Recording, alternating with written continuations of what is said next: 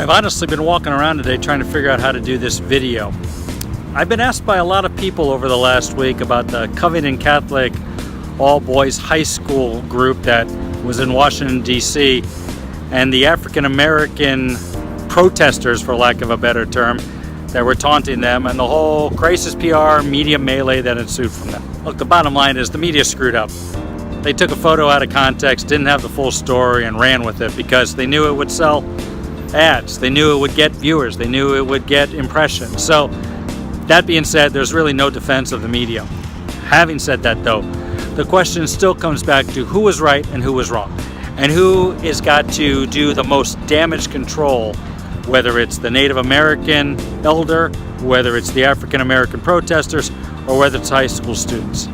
And the thing that I've been struggling with as a crisis PR person is nobody is really the good guy in this situation. I'm all for if you have a certain political view and you want to express that, but if you're going to do so with the intent on getting other people to galvanize to your base, in this case, a March for Life in Washington, D.C., that these high school boys from a conservative Catholic school wanted to support, that's fine.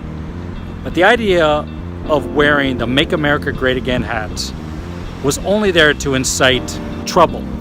I don't know how else to say it. I'm not saying you should support the Make America Great Again movement and Trump or not. That's really your call. But if you're going to take a position on one issue, don't bring in another one that's controversial, because your position will just get muted. No one's going to pay attention to what you were there to do. And I think that the high school students knew that. Quite frankly, I think that they wanted to be known. They wanted to be visible. And they knew that the Make America Great Again hat was controversial. So they did that. Now, the African American protesters with their cell phones taunting at the students and other people with their absolutely horrid racial epithets, they also were looking for trouble. They came there with the full intention on causing a scene, and in turn getting noticed and getting support. So, where's the crisis in all this?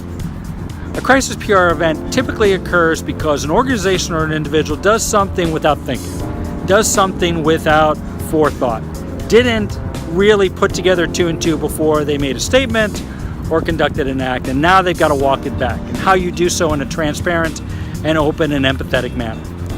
If either of these organizations, whether it's Covington Catholic or the African American protesters, came to me wanting to walk something back, I turn them both down.